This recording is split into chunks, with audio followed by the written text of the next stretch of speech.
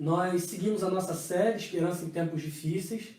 Fizemos uma série de lives no mês de abril e a proposta era nós falarmos sobre os textos que foram citados nessas lives que nós fizemos aí no mês 4. Já tem um tempão que a gente está na quarentena, a gente imaginou que fosse ser uma semana, duas, um tempo rápido, mas a gente está se preservando ainda porque é o melhor para todo mundo. Então, pensando nisso, a gente falou do Salmo 46, que foi citado pelo pastor Cristiano, lá da Igreja do Redentor. Falamos sobre a história de Jó, que foi citado pelo Marquito, da Ajuntamento. Falamos sobre a oração ensinada por Jesus, que foi citado pelo Mosca, lá da IPB4. Falamos sobre a certeza da ressurreição e as implicações dela, usando o texto de Coríntios e de Romanos. Isso foi citado pelo pastor Denis, da Igreja Batista Redenção, aqui em Macaé mesmo. Na semana passada, a gente deu uma pausa nesses textos das lives, mas seguimos com a mesma proposta. O pastor Exaltino ele falou sobre o milagre que foi realizado por Jesus na cidade de Naim e como isso também nos enche de esperança. A partir de hoje, a gente vai fazer dentro da mesma série algumas reflexões que são baseadas nos textos que eu citei como devocional nessas lives feitas no mês de abril. Nessas lives nós falávamos de forma muito rápida, em torno de 5 minutos sobre cada um desses textos, e agora nós temos um pouco mais de tempo para olharmos com calma, para percebermos a razão da nossa esperança, tudo isso baseado nesses textos citados. Então a gente está fazendo isso por algumas razões. A primeira delas é porque a gente pensa que o tema da série, a proposta da série, segue relevante no nosso cenário, esperança para tempos difíceis, esperança em tempos difíceis. Segundo, porque nós não sabemos ao certo quando será permitido esse retorno, se nós vamos retornar de imediato, visto que a gente vai avaliar com a liderança da igreja semana após semana como isso vai ser feito. Terceiro, porque não sendo uma série que segue capítulo por capítulo de um determinado livro da Bíblia, a gente consegue interromper essa série quando a gente precisar retornar aos nossos encontros presenciais. E quarto, porque Flávio mandou e a gente obedece porque manda quem pode, obedece quem tem juízo. Dito isso, eu quero convidar você a refletir comigo no Salmo 131. Você que está em casa, com certeza, se bem que você pode estar em outro lugar, tendo conexão à internet, mas eu quero que você abra a tua Bíblia ou o teu aplicativo. Esse salmo ele foi escrito por Davi. Davi é um personagem conhecido por muitos de nós. Caso você não conheça a sua história a fundo, pelo menos um episódio ou outro você vai saber da vida de Davi e a gente vai falar um pouco também sobre quem ele era. E eu te encorajo também a ler a história de Davi, especialmente nos livros da Bíblia de 1 Samuel e 2 Samuel. Não é para ver novela de um canal de TV que está disponível no Netflix, mas é para ler a Bíblia e conhecer por meio da Bíblia a história de Davi. A gente vai ler todos os versos desse salmo e a gente vai falar sobre esperança a partir dele. Eu não sei se eu te assustei quando eu falei todos os versos, mas são apenas 3 versos no Salmo 131. Eu te convido a ler comigo quando Davi diz o seguinte: Senhor, não é orgulhoso o meu coração, nem arrogante o meu olhar. Não ando à procura de coisas grandes, nem de coisas maravilhosas demais para mim. Pelo contrário, fiz calar e sossegar a minha alma, como a criança desmamada se aquieta nos braços de sua mãe. Assim é a minha alma dentro de mim. Espere, ó Israel, no Senhor, desde agora e para sempre. Vamos orar? Deus, pedimos que o Senhor nos abençoe, falando aos nossos corações, depois da leitura da Tua Palavra, que o Senhor a aplique aos nossos corações por meio do Teu Espírito Santo. Nós oramos no nome dEle, em nome de Jesus. Amém e amém. Esse salmo é uma espécie de conselho que Davi dá para essa nação de Israel. Eu não sei se conhece a história de Davi, mas Davi era rei dessa nação. Então, ele apresenta um conselho para a nação onde ele reinava. Só que antes de apresentar esse conselho, ele fala um pouco sobre quem ele era e ele fala um pouco sobre o seu relacionamento com Deus. Então, mesmo que a gente tenha apenas 3 versos nesse salmo, nós encontramos aqui essas lições sobre como nós devemos nos relacionar com Deus, sobre como nós devemos cuidar do nosso próprio coração e sobre como, a partir desse conhecimento, nós podemos encontrar esperança, mesmo que a gente vivencie tempos tão difíceis e complicados. O primeiro ponto que eu queria conversar com vocês é sobre humildade, e eu queria que você olhasse comigo no verso 1, quando Davi diz: Senhor, Não é orgulhoso o meu coração, nem arrogante o meu olhar. Não ando à procura de coisas grandes, nem de coisas maravilhosas demais para mim. Davi, ele está fazendo uma oração a Deus e ele está falando que ele não era orgulhoso, que ele não era arrogante e que ele não se envolvia com coisas grandes demais ou maravilhosas demais para ele. Lembrando que quando a Bíblia fala, especialmente o Antigo Testamento, em coração, esse termo nas Escrituras, refere-se ao centro do nosso ser. Não é essa ideia que nós temos hoje de coração como símbolo simplesmente das nossas emoções. Foi Dia dos Namorados essa semana, um monte de gente colocando foto de coração, colocando aqueles emojizinhos de coração, porque coração na nossa cultura traz esse entendimento. Quando a Bíblia fala de coração, Davi não está dizendo, Senhor, eu estou apaixonado pelo Senhor, fazendo coraçãozinho para Deus. O que Davi está falando, quando ele diz que o seu coração não é orgulhoso, pelo contrário, está diante de Deus, ele está falando do centro do seu ser. Coração no Antigo Testamento, ele envolve o intelecto, envolve as emoções e envolve também a vontade. Coração, no contexto bíblico, é o que a gente chama de a sede dos nossos planos, dos nossos desejos e das nossas decisões. Davi está dizendo, Senhor, eu não sou orgulhoso, eu não sou arrogante, eu não procuro coisas grandes e maravilhosas demais para mim. Só que olhando para a história de Davi, a gente se lembra que, na verdade, nem sempre foi assim. Teve um episódio, por exemplo, da sua vida, que ele quis fazer uma espécie de censo, contratou lá o IBGE ou algum instituto talvez um pouco mais confiável, mas ele queria medir e mostrar o tamanho do seu reino e, como consequência disso, a sua capacidade de reinar. Ele se arrepende, ele é repreendido por Deus por causa disso, porque ele foi arrogante e ele foi orgulhoso. E esse homem está dizendo para Deus, Senhor, o meu coração não é arrogante, eu não sou orgulhoso, o meu olhar não é arrogante, o meu coração não é orgulhoso, eu não procuro coisas grandes e maravilhosas demais. Porque se você olhar para a vida de Davi, você vai perceber que há também episódios em que ele demonstra humildade. Como, por exemplo, quando ele teve a chance de se vingar de um rei chamado Saul, que o perseguia, e ele não faz, entendendo que esse rei foi estabelecido por Deus e ele não poderia tirar a vida desse homem. Ou um episódio um pouco mais conhecido, quando Davi enfrenta um gigante, e ele diz para o gigante o seguinte, você vem a mim com espadas e lanças, mas eu vou a ti em nome do Senhor. Ou seja, ele demonstra humildade, dizendo, eu não estou confiando na minha própria capacidade, mas eu confio em um Deus que me capacita nesse momento. Esse é Davi. E felizmente ou infelizmente, esse também é um retrato de quem nós somos. Ora arrogantes, ora humildes. Ora orgulhosos, ora não confiando na nossa própria capacidade. É muito difícil uma pessoa ser arrogante o tempo todo, assim como é muito difícil uma pessoa ser humilde o tempo todo, porque é uma linha muito tênue entre as duas coisas. Um teste fácil de você fazer é o teste da pergunta. Se você pergunta para alguém arrogante o seguinte, você é a pessoa mais arrogante do mundo? Se ela responde eu não sou, ela está sendo humilde para reconhecer que ela não é a pessoa mais arrogante do mundo.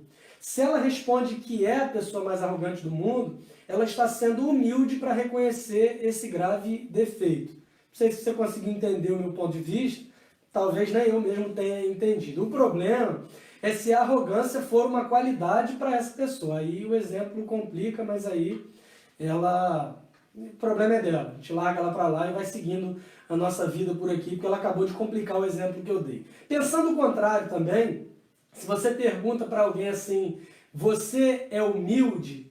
E a pessoa responde, eu não sou, ela está dizendo que ela não é humilde, então ela não é mesmo de fato. Mas se ela responde que é humilde, ela está se orgulhando da sua humildade e acabou de perder a humildade por conta do seu orgulho. Percebem a linha tênue que há entre isso? O exemplo pode parecer meio esquisito, mas eu vou contar um outro para você entender um pouco melhor. Conta essa história de uma igreja que deu a seu pastor um broche, daqueles de colocar em paletó, sabe? Aquele negócio que os mais antigos tinham costume de usar, por ser o homem mais humilde da sua cidade. Então reconheceram que o pastor era o homem mais humilde da cidade, deram a ele esse broche, e na semana seguinte a igreja tomou esse broche de volta porque o pastor estava usando esse broche no seu paletó, deixando então a sua humildade de lado. Eu queria deixar um recado claro aqui para a nossa igreja, nunca me deem um broche assim, porque eu não vou usar. Eu não uso paletó.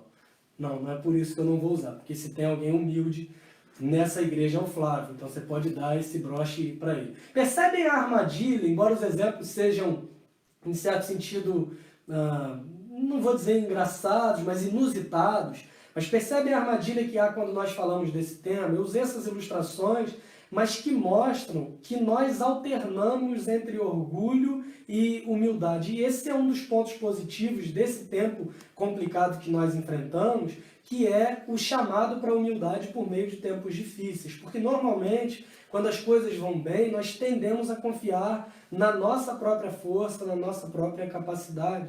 As coisas iam bem no seu reino e Davi quis mostrar o tamanho da sua capacidade. Mas quando as coisas estavam indo mal, quando havia um gigante para ele enfrentar, ele diz rapidinho: a minha força não está em mim, a minha capacidade não está em mim, mas eu na verdade confio no meu próprio Deus. Temos muitos outros exemplos assim na Bíblia também, mas eu tenho certeza que se você olhar para dentro de si, se você olhar para a sua própria história, você vai se lembrar de ocasiões assim, que às vezes você está orgulhoso demais, confiando demais em si mesmo, porque as coisas estão indo bem, porque você tem capacidade de administrar o que você tem, porque você é bom na condução do seu emprego, do seu lar, da sua família. Você se orgulha de dizer que você é bom naquilo que você faz, de que você ama o seu trabalho e por isso você vai bem. Não há nada de errado em amar o seu trabalho e ser um bom funcionário, um bom empresário, ou seja lá com que você trabalhe. A grande questão é, será que você não deposita demais as suas forças na sua própria capacidade quando as coisas estão indo bem? Mas esses tempos difíceis, eles são um chamado à humildade porque eles revelam a nossa incapacidade e a nossa fraqueza. Nos tempos difíceis nós vemos que nós não temos controle sobre absolutamente nada. Nós somos incapazes de governar a nossa própria existência. Nós não somos capazes de saber se amanhã acordaremos bem ou se estaremos bem daqui a alguns minutos, por exemplo. Os tempos difíceis nos humilham. Nós ficamos desprovidos de arrogância e altivez, porque nesses tempos nós somos lembrados de que nós não somos absolutamente nada. E nós vivemos um tempo assim, de pandemia, de quarentena, de isolamento social, e diante de uma realidade dessa você tem duas opções. A primeira delas é você pensar: eu sou de fato um derrotado, eu sou incapaz de viver, eu vou viver me lamentando, eu vou viver reclamando, eu vou viver deprimido por conta disso, eu vou dar até mesmo um fim na minha vida porque absolutamente nada faz sentido nessa época que eu estou vivendo. A segunda opção que você tem é fazer como Davi fez e reconhecer que apesar de eu ser fraco, eu posso descansar em um Deus que é forte. Apesar de eu ser incapaz, há um Deus que é capaz, que é soberano, que está acima de todas as coisas, e nele eu posso confiar, nele eu posso depositar todas as minhas expectativas e toda a minha esperança. É exatamente isso que Davi faz. Leia comigo o verso 2, quando ele diz o seguinte: pelo contrário, eu fiz calar e sossegar a minha alma. Como a criança desmamada se aquieta nos braços de sua mãe, assim é a minha alma dentro de mim. Eu fiz calar e sossegar a alma. Nós queremos falar demais. Nós queremos oferecer resposta para tudo. Nós queremos responder coisas que as pessoas nem estão nos perguntando. Mas os tempos difíceis que revelam quem nós somos, que faz com que a gente se torne cada vez mais humildes, pessoas humildes, desprovidas de arrogância, de força até mesmo. Esses tempos difíceis nos dizem: cale a sua alma um pouco, sossega, se aquieta, espera. Compreender a nossa fraqueza pode nos levar a essas duas situações: ou nós nos desesperamos, ou nós acalmamos a nossa alma, porque a gente sabe que há um Deus em quem nós podemos confiar. Irmãos, esse é um completo senso de dependência de Deus. Quando reconhecemos que não há capacidade em nós, ou nos desesperamos, ou dependemos daquele que é capaz, que é Senhor sobre todas as coisas. Precisamos de Deus, dependemos dele. Davi usa uma figura interessante de uma criança desmamada que se aquieta nos braços da sua mãe. E isso fala, além de dependência, fala também sobre maturidade. Não é mais uma criança que está se alimentando da mãe, sugando o alimento da mãe. Não é mais uma criança que mama no peito, mas é uma criança que, embora já tenha alguma independência, ela ainda depende da mãe para se alimentar. não é uma sensação de insegurança, com medo de não conseguir aquilo que você quer. E às vezes nós nos relacionamos com Deus de modo inseguro, porque confundimos insegurança com dependência. E parecemos crianças mimadas, pirracentas, com medo de não termos de Deus aquilo que nós precisamos. A figura que Davi traz é uma figura de uma humildade segura, madura, sabendo que nós já temos o que precisamos se estamos em Cristo. Seguros, humildes, mas completamente dependentes de Deus. Como essa criança que começa a amadurecer, se alimentar do que a mãe lhe dá, do que a mãe lhe oferece, começa a desenvolver alguma maturidade, começa a apresentar sinais de alguma evolução alimentar, mas ainda assim é totalmente dependente, porque é incapaz por si mesma e por ser incapaz é também desprovida de arrogância. A nossa alma só consegue descansar nessa segurança somente quando nós somos humildes. Se tem alguma coisa boa nessa pandemia, eu te sugiro deixar a pandemia te ensinar uma coisa boa na prática, é exatamente isso. Entenda que você é totalmente dependente de Deus, mas entenda que essa dependência não tem a ver com imaturidade, não tem a ver com ser criança para sempre, porque a gente vai se aperfeiçoando, crescendo, desenvolvendo, mas que você não perca nunca esse senso, essa noção, essa disposição humilde de saber que nada que nós temos vem de nós, mas é uma dádiva, um presente de Deus para nós. Essa dependência segura, essa dependência que não tem a ver com insegurança, mas essa dependência que nos faz certos de que a nossa segurança, o nosso conforto, a nossa satisfação, todas as coisas vêm dele. Não precisamos nos preocupar, mesmo diante da pandemia, mesmo diante do terrível cenário econômico que a gente enfrenta, nós não precisamos nos preocupar com o que nós vamos comer, com o que nós vamos beber, com o que nós vamos vestir, porque quem se preocupa com todas essas coisas é quem não conhece a Deus. Nossa, que insensível! Não, essas palavras não são minhas, mas são palavras do nosso Mestre Jesus Cristo no Sermão do Monte, quando ele diz tudo isso antes de dizer a ideia que você talvez já tenha ouvido, quando ele diz assim: busquem em primeiro lugar o reino de Deus e a sua justiça, e as demais coisas lhes serão acrescentadas. Buscar o reino de Deus, a sua justiça, fazer a vontade de Deus, é expressar na prática que nós dependemos dele, que nós o amamos e que a nossa segurança está nele, ainda que enfrentemos tempos difíceis como esses. Davi conclui dizendo no verso 3, espere, ó Israel, no Senhor, desde agora e para sempre. Após falar de si, após falar do seu relacionamento com Deus, que se baseia nessa dependência segura, ele está falando agora, ele está dando um conselho para essa nação da qual ele era rei. Ele que está provavelmente caminhando para o fim da sua vida, na ocasião da escrita desse salmo, ele que tinha vivido experiências incríveis como derrotar um leão, um urso, um gigante. Para mim, isso se torna mais incrível ainda, porque eu tenho medo de gambá e sapo, por exemplo. Davi derrotava esses animais com uma naturalidade incrível. Ele que era um guerreiro valente e respeitado, ele que era rei de Israel, ele que tinha todos esses predicados, todas essas qualidades, ele está dizendo assim: em nada disso eu vou colocar a minha esperança, e eu quero que vocês também, Israel, eu não sei como vai ser de agora para frente, eu estou indo para o final da vida, um filho meu vai vir aí e vai reinar. Aliás, meus filhos estão brigando ainda para saber quem vai ser o meu sucessor, aquela confusão toda que você, se conhece a história de Davi, você vai saber do que eu estou falando, aquele monte de perseguição, aquele monte de coisa acontecendo. Davi está dizendo para a nação o seguinte: independente de quem vocês sejam, da capacidade que vocês acham que têm, da força que vocês acham que podem ter, independente de qualquer coisa, eu não quero que vocês coloquem esperança em absolutamente nenhuma dessas coisas. Mas eu digo para vocês, Israel, espere no Senhor desde agora e para sempre. Coloque a sua esperança somente no Senhor. E eu quero que vocês hoje que me ouvem, você, CBM, não espere do político, do prefeito, do presidente, do teu empregador, dos teus clientes. É óbvio que Deus ele coloca pessoas para nos ensinar, pessoas para nos abençoar, mas nós devemos, em última instância, esperar somente nele. Aí sim não seremos frustrados, decepcionados, porque ele é o único capaz de nos dar tudo aquilo que nós precisamos. Ele suprirá cada uma das nossas necessidades segundo a sua riqueza e glória. Não se preocupe com o amanhã, Deus já está lá. Às vezes nós nos preocupamos, mas não temos controle sobre absolutamente nada. Nós nos preocupamos, nós viemos para a igreja mais cedo, arrumamos as coisas, controlamos aqui o som, como vai ser, e de repente sai um barulho desse lá fora, como você acabou de escutar, e não foi um terremoto, está todo mundo bem, estamos bem, mas isso foi uma ilustração. Eu pedi, na verdade, uma pessoa para fazer um barulho lá fora, não estou brincando. Mas isso é uma forma de mostrar que nós não temos controle sobre absolutamente nada na nossa vida.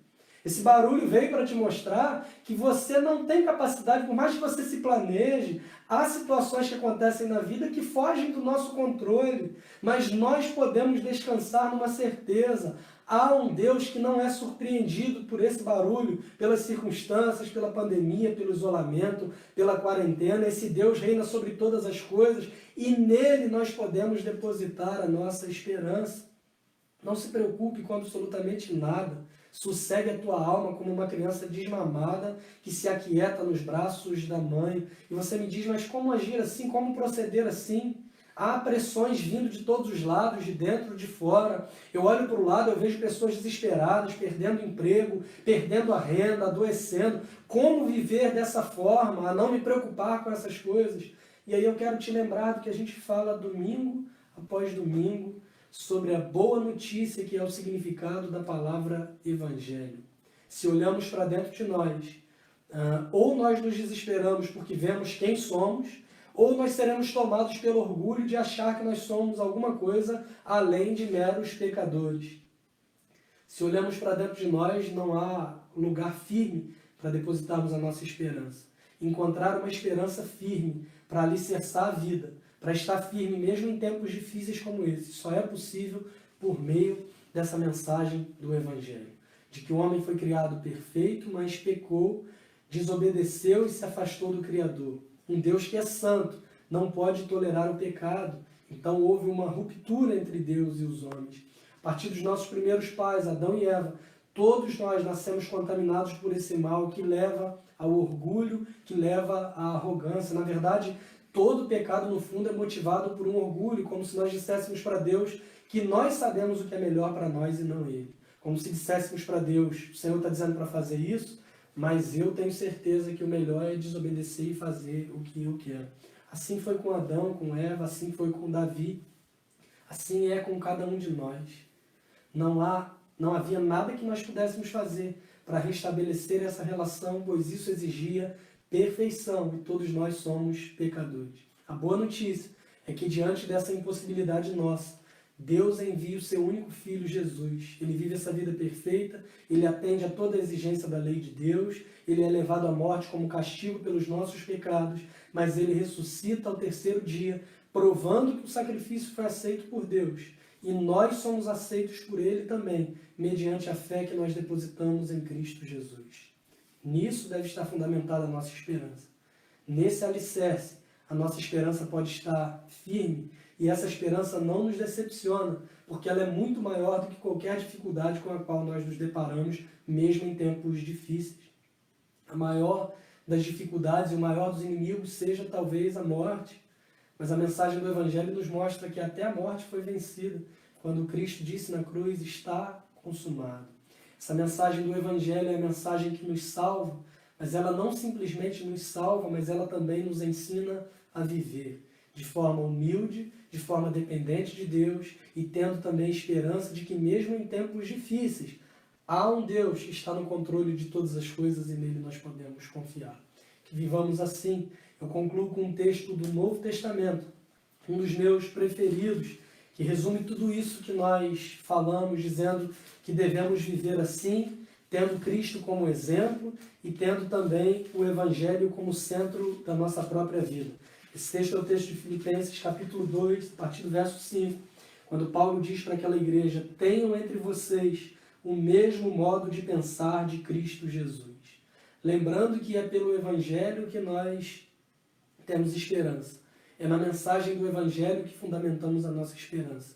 Davi, embora tenha muito a nos ensinar, era um homem pecador, e a gente falou sobre episódios de pecado, de arrogância, de orgulho na sua vida. A nossa esperança, embora a gente aprenda com Davi, não está em Davi, mas está no filho de Davi, no Davi melhor e verdadeiro, que é o nosso Senhor Jesus Cristo. Paulo está escrevendo para essa igreja, dizendo que eles devem ser humildes, dependentes de Deus e ter esperança, assim como Davi ensina nessa ocasião, mas assim como Cristo fez também por toda a sua vida, e é o que esse texto diz: tem entre vocês o mesmo modo de pensar de Cristo Jesus, que mesmo existindo na forma de Deus, não considerou ser igual a Deus algo que deveria ser retido a qualquer custo. Pelo contrário, ele se esvaziou, assumindo a forma de servo, tornando-se semelhante aos seres humanos, e reconhecido em figura humana, ele se humilhou, tornando-se obediente até a morte e morte de cruz. Por isso Deus também o exaltou sobremaneira e lhe deu o nome que está acima de todo nome, para que ao nome de Jesus se dobre todo o joelho no céu, na terra e debaixo da terra, e toda língua confesse que Jesus Cristo é Senhor, para a glória de Deus Pai. Só temos essa mensagem do Evangelho hoje para nos salvar, para transformar a nossa vida, porque Cristo se humilhou. O Filho de Deus se fez filho do homem, para que os filhos dos homens fossem feitos filhos de Deus. Essa frase é atribuída a Calvino, outros atribuem uma variação parecida a C.S. Lewis, mas é exatamente o resumo e uma realidade do que nós acabamos de ler. Cristo se humilhou e foi exaltado sobremaneira. Nós devemos ser humildes, porque devemos ter o mesmo modo de pensar que houve também em Cristo Jesus. E aí sim, eu serei exaltado, eu vou cantar sabor de mel, eu vou preparar uma mesa na presença dos meus inimigos para dizer que eu venci. Não. Você já foi exaltado pela obra do Evangelho. Você era inimigo de Deus e agora você é filho de Deus pelo que Cristo fez na cruz do Calvário. Jesus cumpriu o plano do Pai. Jesus se humilhou e seguiu o plano do Pai, pois confiava nele. E por isso foi exaltado à mais alta posição, porque Deus é quem governa a história. Por conta do que Cristo fez, se cremos nele, somos elevados à posição de filhos de Deus, adotados por meio da fé em Cristo Jesus. Que a sua esperança resida nisso, que você olhe para dentro de si, examine o seu coração e se torne cada vez mais humilde, parecido com Cristo, que você compreenda que a sua relação com Deus deve ser uma relação de dependência, mas não de insegurança, porque você já sabe que temos em Cristo tudo que nós precisamos e que a sua esperança esteja alicerçada e fundamentada nisso. Vamos orar? Deus, te louvamos pela tua palavra, pela forma como aprendemos olhando para esse salmo, pelo que Davi nos ensina nessa ocasião da sua vida, e mais ainda porque olhamos para o Evangelho e percebemos que tudo isso é uma realidade a partir das lentes do Evangelho. Obrigado porque essa mensagem é a mensagem que nos salva, mas é a mensagem também que transforma a nossa vida dia após dia, nos tornando cada vez mais parecidos com Cristo. Nós somos muito gratos ao Senhor por Jesus e oramos no nome de Jesus. Amém e amém.